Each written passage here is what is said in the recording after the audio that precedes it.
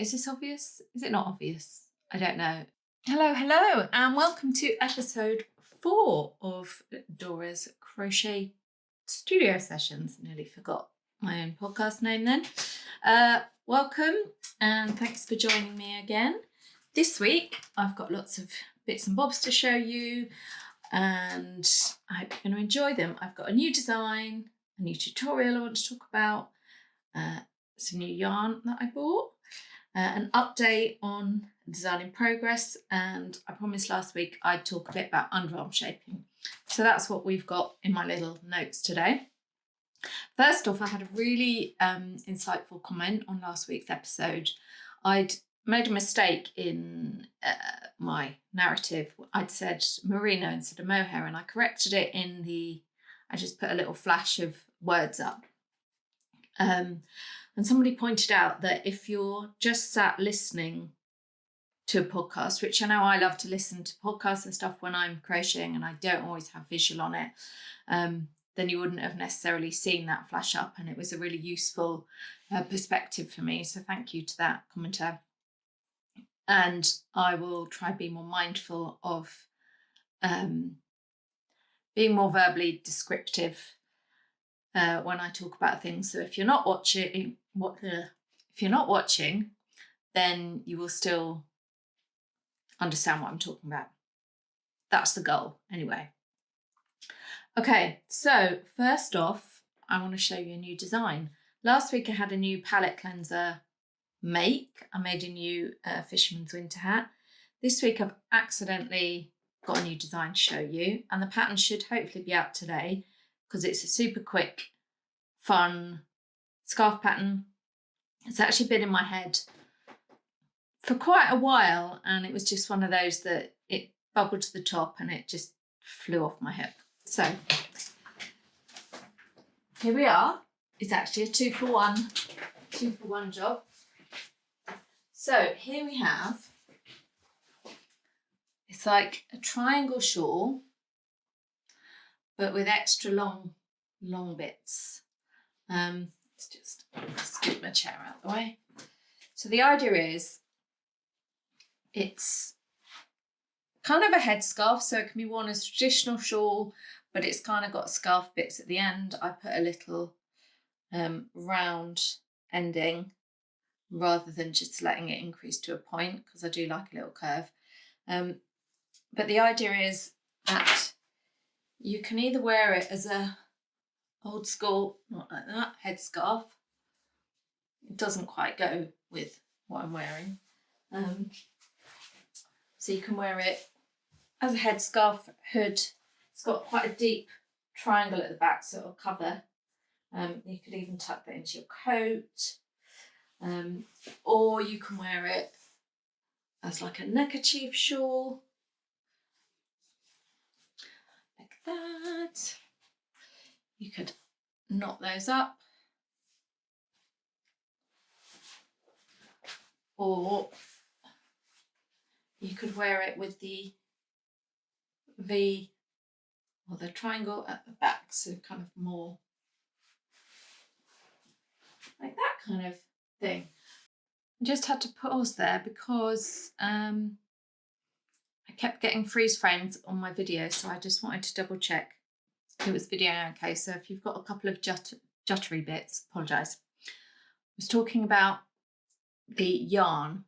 I was about to talk about the yarn that I've used in this shawl. So you can see it's got lovely floofy bits, and I have used a lace weight fluff held together with, still a little held together with a 4-ply. This is kind of a merino nylon, so it's kind of a sock yarn. It's an indie dyed one from Wiku Yarns, which I've had in my stash for a while. And this is, I've been trying to tidy up all my yarns today. I still have work to do. Okay, so that's the 4-ply. There's not much halo on that. And then this is a Zakami Yarns Surrey alpaca and silk, which was just left over. I made a version of my cloud cover using this yarn, and you can see that lovely fluffy halo. So this, I think, somewhere around 70% Suri alpaca, and the rest, or most of the rest, silk. So soft. So it just gives this a really nice drape. The other key is that I've used 6mm hook. So the idea with this pattern was to fill those holes that you can see, because I've got kind of light behind it. So they kind of fill with the fluff. So it has lovely movement, but also certainly when you're wearing it, it doesn't look particularly holy or particularly opaque, particularly non-opaque. So yeah, it's just a really nice, it's kind of so light. It's just such a lovely texture. I'm starting to struggle with my superlatives. It's got a super simple slip stitch border, which you can kind of see there. The stitch definition, and I've used front loops for this, but the stitch definition is really interesting because anytime you add fluff, it softens the stitch definition. And I've got something that I will show you about that in a minute. But because of the way I've worked in the front loops, you get this really nice kind of line that goes along there, which sort of does pop out. So you still get that texture, even though the body of the stitches is a bit more softened. So this is a kind of speckled yarn. It's got quite short colour transitions. I really want to make one of these in a solid with a matching solid or semi-solid and matching fluff. Often at yarn shows and so forth, you will get indie dyers that have the same colour in a whole range of bases. So the base being the fibre type. So this is your kind of merino nylon blend. This is your Suri alpaca blend. And it's so interesting to see how the colours come out differently with different base types. But I'd really like to pair two of those and make another one of these shawls just in a solid. But I love this. There's an element of romance to it, which it's that soft focus, gentle fluff. I haven't told you the name. The name is going to be called the Frivolity scarf because it's fun and a little bit frivolous and just a bit joyful, and because it's spring, I'm feeling the spring. So yeah, so this is part one, and this used approximately 70 grams of the 4-ply and I think 24 grams of the lace weight, the Suri alpaca. So that's about 300 meters of each. All the details I will put in the pattern. So I had quite a bit left over, and when you buy nice yarn, you want to use it all. So I decided to make a little mini version as a kind of neckerchief. These sort of neckerchief and small scarves, mini shawls are really popular at the moment, and I just think they're really wearable as well and a little bit fancy. So here is Frivolity Mini, and it's very much a Diddy cravat. This was something silly like, I think it used 24 grams of 4-ply and 12 grams of, it was about a third or a quarter of the main one. This is basically what I had left from a 100-gram skein of that and a 50-gram skein of that. So this is my cute little, this is a little bit more pointy on the end, but it uses the same techniques and it's worked from the point upwards, and it's just a really cute little tie, which should just add a little flourish to anything you've got going. Again, I don't think it goes around twice. I don't want anybody grotting themselves, so we'll keep it simple. But I just think it's a really cute. I'm kind of here for all these neckerchiefs that are all over the place. Just feel a bit fancy, don't you? So I'm really pleased with that. This is obviously, if you've got a little bit of leftover yarn left, this is a great project for that. They are going to be both, I think, free up on the blog. I haven't worked out at the time of recording whether I'm going to do it as one page for each or just put them both on one page. The PDF will be one PDF that has both patterns together because there's quite a lot of overlap. Now, when making this, I touched on it earlier, but I start at the point at the bottom and I increase along the rows. So I do increases at the edges of the rows. And I have a technique that I use for this that I've used for quite a long time. Anytime I want to increase by more than say 2 stitches on a row, I tend to use this technique because it stops the work curling. So to support this pattern, I made a little tutorial. So here's the swatch from the tutorial. But it basically, this is just with single crochets, which is why it's a bit curly. It basically shows you how to increase equally. Well, you don't have to increase equally, but in this one, I've increased by 5 stitches at either end, and it's all done on the same row. So it's a really useful way to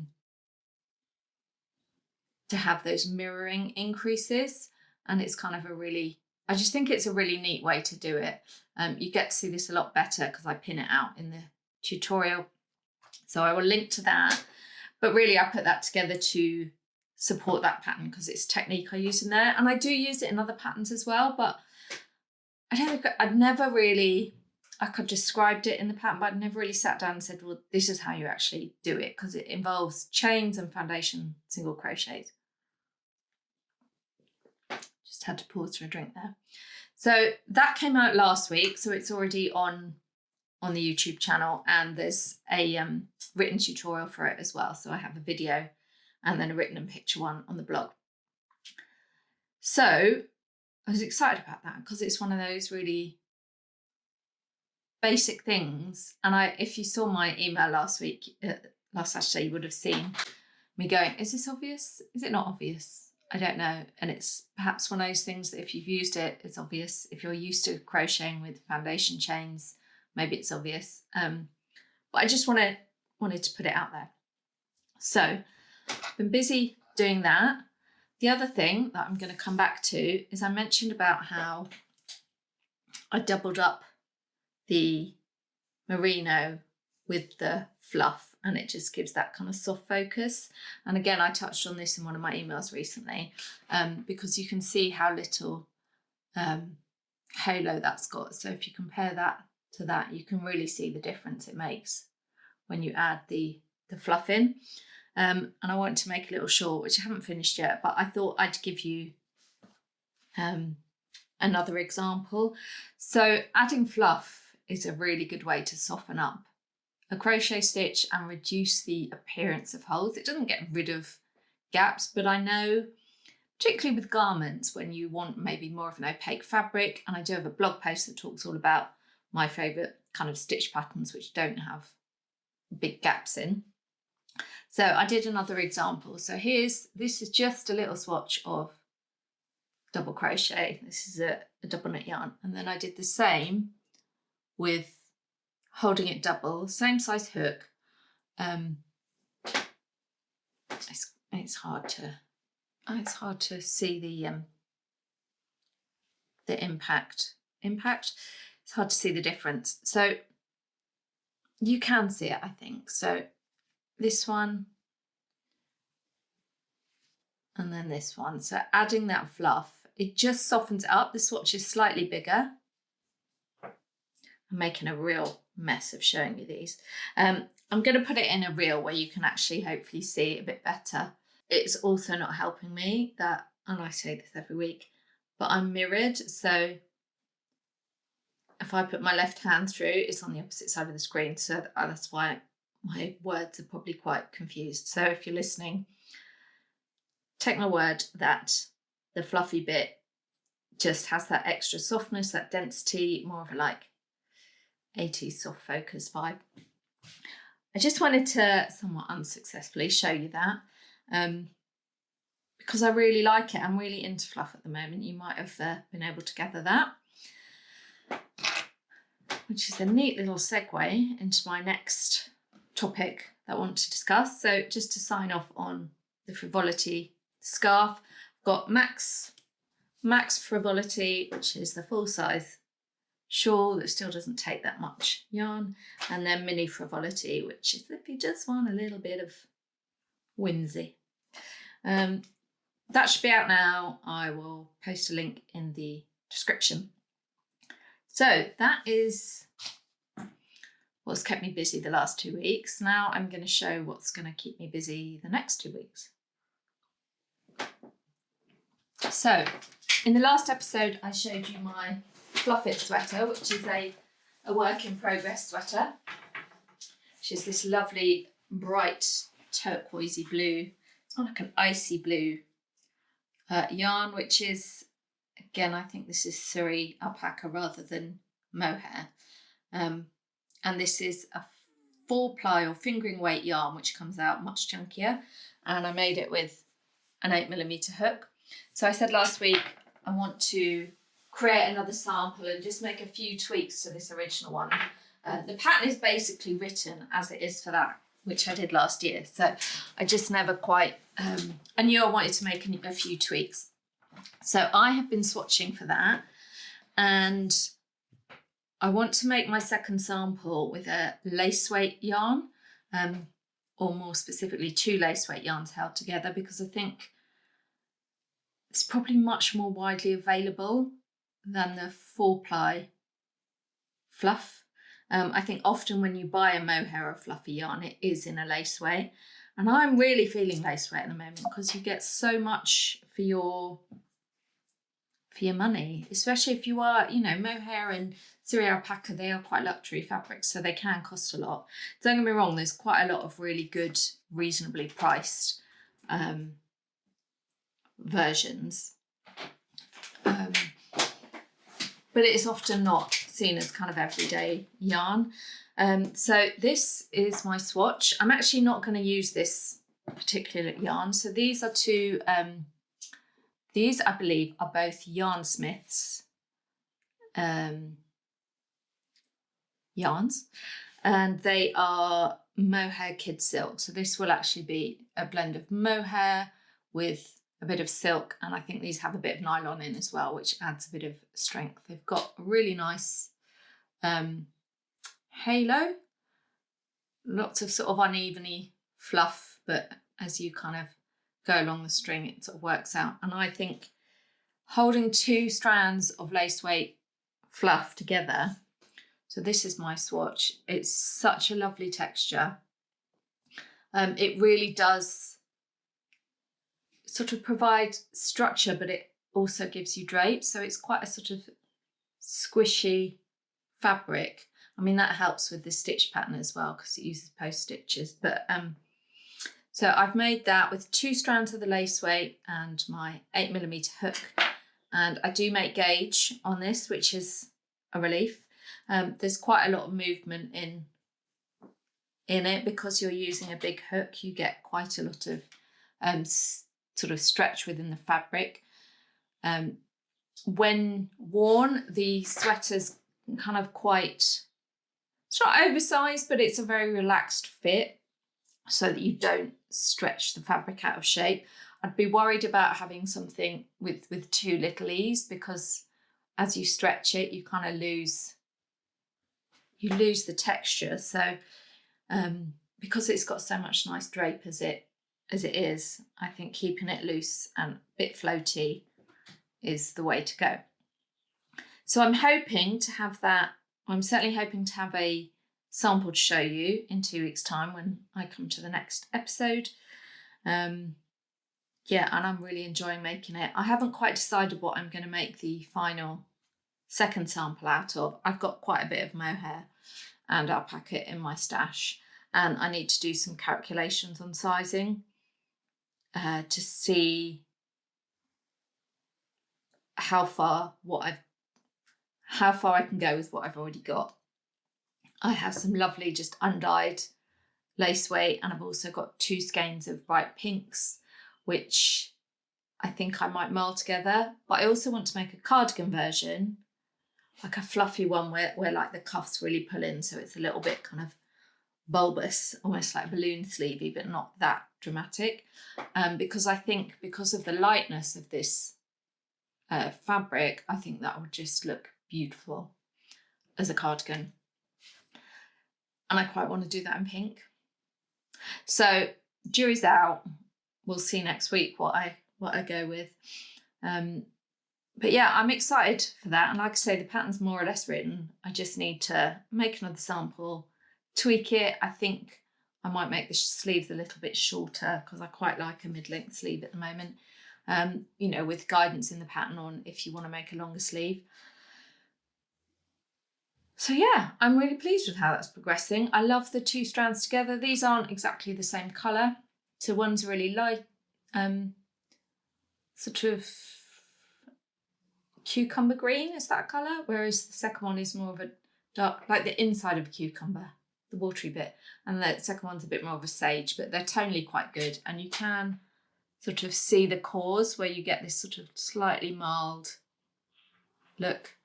I actually think now I'm looking at it, two of the same colour might be better just to make sure this nice rib stitch shows. Interesting. Okay, so that's that. Pause for a tea slurp.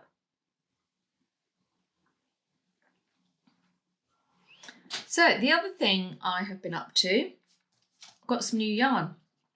And I went to, nearly 2 weeks ago, discovered quite by accident there was a kind of textiles, it's called Textiles East Fibre Festival that was just down the road from me, that I'd never realised was there before. And it's not very big, but it was really nice. There was a bit of yarn there, there wasn't loads. It's quite quiet when I got there because it was later in the afternoon. And it was a real mishmash of kind of quilting and sewing and felting and embroidery. So it's all kinds of textiles. It was really nice to kind of look around. It's always nice to see different crafts represented, especially stuff I hadn't done before. I did buy some yarn. There was a seller there called Strictly Hand-Dyed Yarns, which I have seen before at the Knit and Stitch Festival, or the it's called the Knit and Stitch Show, or the Stitch Festival, depending if you go in spring or autumn. And I've always admired their hand dyeing. So I just saw this colour. There's my little cute bag with a little cute sheep logo. So I bought 2 skeins of this gorgeous, it's a red it's mostly solid, but it's not quite solid. And it's a kind of red that borders on pink with slight orange tones. Like there's no blue in this red. It's just a really nice shade. I find, so you can see on this one here, you can see where that bit's a bit darker and there's lighter bits. That's what I call a semi-solid, where it's all the same tone, but there's kind of parts where, so here, that's a bit paler than as you go up. As one of my yarny friends said to me, well, that's going to be fun to photograph, because red is actually really hard to capture on screen, but I actually think this one's showing up quite well. Now the yarn, it's a fingering weight yarn. Oh, this was the bit that sold it to me. The colourway is called Dora. And I saw it and I was umming and ahhing, and then I saw the colourway name. I was like, well, it would be rude not to. This is a combination of alpaca and merino. So it's 60% superwash merino, 20% alpaca, and 20% nylon. And that alpaca just gives it a little fluffy sheen. Now, compared to the merino only version of this colourway, this almost looks like it's got like a filter on, almost like a very subtle white filter, I guess, where some of the kind of fluffy fibres from the alpaca have taken the colour less deeply. And I really like that. It's just sort of softens it up. It's got just such a lovely floof. So yeah, I'm not quite sure what I'm going to do with this. I think it's about 400 metres in each 100 gram skein. I did, when I went to the show, I did have the intention of buying yarn so I could make a solid or semi-solid version of this shawl, and I didn't have any mohair or Surrey alpaca that would work. So I do have a kind of idea about what I want to make with this. I've got an old pattern called the connected cowl, and for many years I've really wanted to make mitts and a hat to go with it. That did use an Aran weight yarn, so I might play with this on that, but I love the combination merino and alpaca. It's a really nice balance. It's so soft, so I need to think about something that will really work for that. So that is my secret naughty yarn purchase, and it's kind of all my updates for you. Now, in my last episode, I promised to revisit my Ask Me Anything and talk to you about any issues you've had. And one of the questions that has come up, partly in relation to the lark sweater, is underarm shaping. So I talk a lot in previous episodes about how I did the underarm shaping on this garment, and I thought I'd just walk you through the process that I use. So I've already talked a lot about this particular sweater. I thought I would grab the spin-off top, which has a different style but uses underarm shaping. I just thought it might be easier to use this as a demo. So this one is a modified drop. So you've got an L-shaped underarm. Just to go through some of the logistics, basically, when you want to add underarm shaping to a garment, the reason you're doing it is so you can create sort of space along this side. If you had no underarm shaping, you kind of get a bit of pinching there, whereas now you've got more fabric that actually, goes along the side of your trunk. We're not kind of 2D. So this is often done naturally in like a yoke sweater where you have an underarm chain that will create kind of extra fabric here, so it's not just immediately pulling from front to back. So in your modified drop, the underarm shaping is the kind of bottom part of the L for that L shaping. Modified drop is usually quite, or in my experience, is quite angular shaping. So you get a right angle, kind of the bottom of which goes underneath the arm, and then the sort of stalk of the L goes up from your underarm to your shoulder. That makes it much simpler to add the sleeves in, and having those right angle square joins is much more simple shaping. But that can kind of merge. If you start adding softer corners rather than that right angle, you're moving towards what's called a satin sleeve, which is where you have more of a curve on the underarm shaping. So that's what this sweater uses. So this is the spin-off top, which is a t-shirt that has satin sleeves, but this just has little cap sleeves, and it uses my short row sleeve cap technique, which I have a whole other video about it. I use this technique in the short stories cardigan and the sequel sweater and the spin-off top. I just started using it and fell in love with it. So this has much more rounded shaping,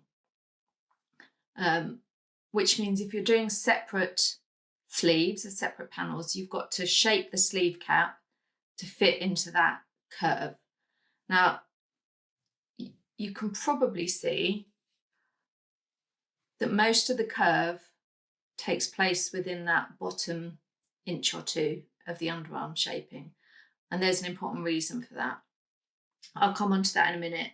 Just want to rewind a bit and talk about how you work out your underarm shaping.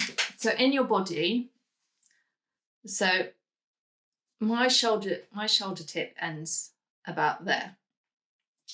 And then if I just go straight down, you can see that this is not necessarily directly underneath. So my sort of upper bust width, or my half upper bust width, is going to be larger than my shoulder to shoulder width. So that is essentially kind of why underarm shaping, that's step one of why underarm shaping is needed. So the other part is that we need this width to go down the side of our trunk. So we want underarm shaping so we can have more fabric here than just at the front. It means that we can get the shoulder seam closer into the shoulder and create a more tailored look. That's one of the main reasons you add underarm shaping, is so that your garment fits the lines of your body. So with a set-in sleeve, whereas in this sweater I've got like the L shape that comes like that and straight up, a set-in sleeve is going to be a bit more curved like that, so it's more of a J shape than an L shape. It does straighten up quite quickly, because if you wanted to go, say, to your shoulder and you kind of made it like a diagonal line, you're actually going to get kind of problems where this extra bit of fabric is not, it will kind of get in the way. So that curve means that you're curving round the underneath of your arm. So all of the, if you're working bottom up, you're going to decrease. If you're working top down, you're going to increase. So all of the increases or decreases usually take place within a couple of inches of where that side seam reaches the underarm. So depending on how deep your armhole is, that will dictate how much space you've got for that shaping. I could start my underarm shaping like at the bottom of my ribs, and then I'd have loads of space for it and a very deep armhole. Whereas if you want it more fitted, your side seam's gonna stop closer to your armpit. But the shaping really adds sort of a comfortable close fit. So I hope that's clear. So when you're grading a garment, what you're going to do is you're going to look at the shoulder to shoulder point, so kind of there to there if you feel your own shoulder bones, and you're going to look at the width that you want on the upper chest, so the kind of upper bust area.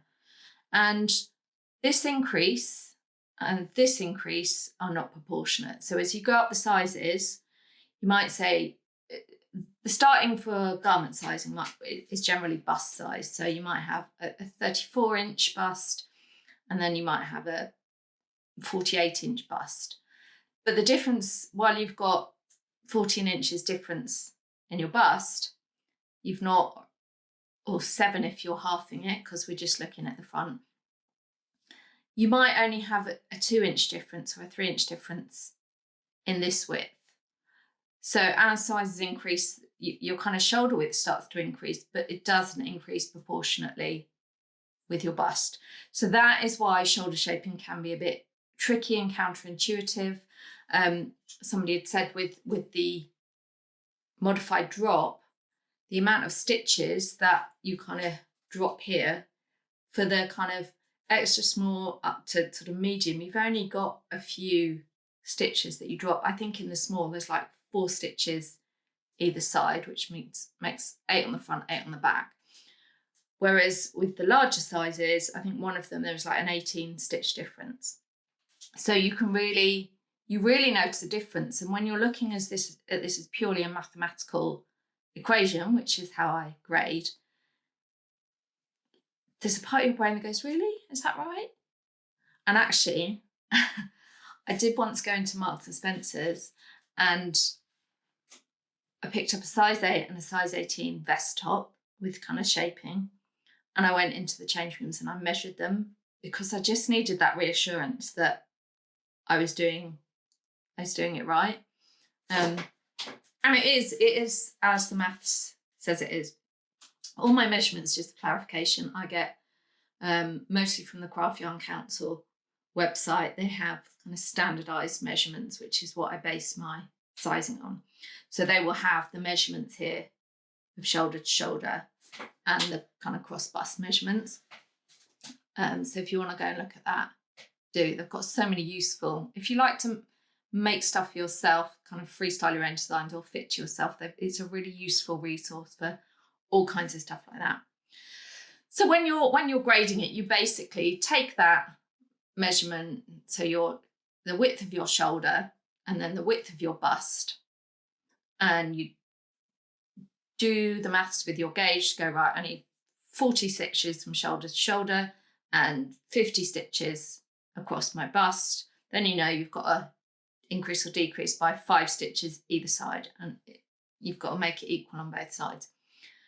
So that's essentially how you work out the numbers. And again, the kind of shape of that curve, if you're doing a shaping like with this spin-off top where you've got a curve, let's just try and find the side seam. There we go. So the shape of that curve is going to depend on the number of stitches you've got to decrease or increase. I think this was top down this, so I would have increased. So the shaping is going to change with sizes. I also prefer to have the largest increase or decreases close to the side seam. So if I was working bottom up, say I had, I don't know, 10 stitches that I wanted to decrease for this shaping, I might do 4 stitches, then 3 stitches, then 3 stitches, or 4 stitches, 4 stitches, 2 stitches, something like that, just to kind of graduate it a little bit. There is an element of trial and error, but having it over, I did a Craftsy course once on this. Marley Bird, I don't know if it's still on Craftsy, but it was a course by Marley Bird, and she was talking about underarm shaping, particularly for plus size designs. And I learned a lot from that, especially about keeping that shaping within a relatively small area by the armpit.